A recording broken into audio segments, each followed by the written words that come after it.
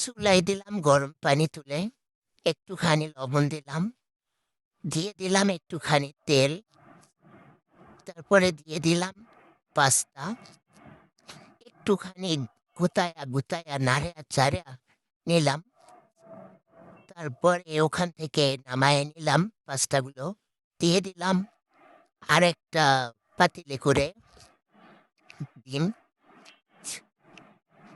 ডিমটা গুতায় গুতায় নাড়া চাইড়া নিলাম, নিয়ে ডিমকে নামাই নিলাম, দিয়ে দিলাম আবার একটু তেল, দিয়ে দিলাম পেঁয়াজ, তারপরে গুতায় গুতায় ডাইরে নিলাম, দিয়ে দিলাম মরিচ আর টমেটো, লাইরে নিয়ে দিয়ে দিলাম আলু আর মাংস, তারপরে দিয়ে দিলাম পাস্তা। পাস্তাটুকু দিয়ে গুতাই গুতাই নাড়াইয়া নিলাম, দিয়ে দিলাম সয়া সস, তারপরে দিয়ে দিলাম সে ভেজে রাখা ডিম, দিয়ে আবার গুতাই গুতাই নাড়াই নিলাম, দিয়ে দিলাম টমেটো সস,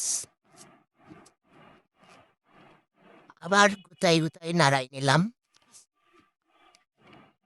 এবার দেখেন গরিবের পাস্তা। পাস্তা নাকি হবে না। দিয়ে দিলাম ধনিয়া পাতা, আবার গুতাই গুতাই নাড়াই নিলাম। দেখেন কত সুন্দর হয়েছে রে বাবা রে বাবা! এত সুন্দর হইবে আমি তো আগে বুঝি নাই। আবার একটু গুতাই গুতাই নাড়াই নিলাম,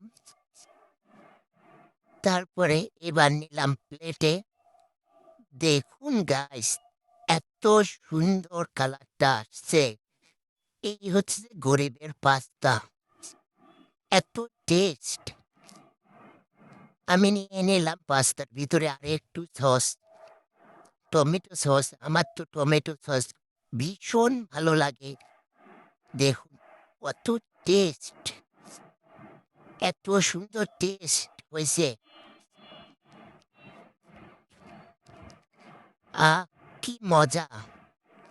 যে খায়নি এভাবে বানিয়ে সে মিস করবে। আপনারা যারা এভাবে বানিয়ে খাননি, খেয়ে নিন।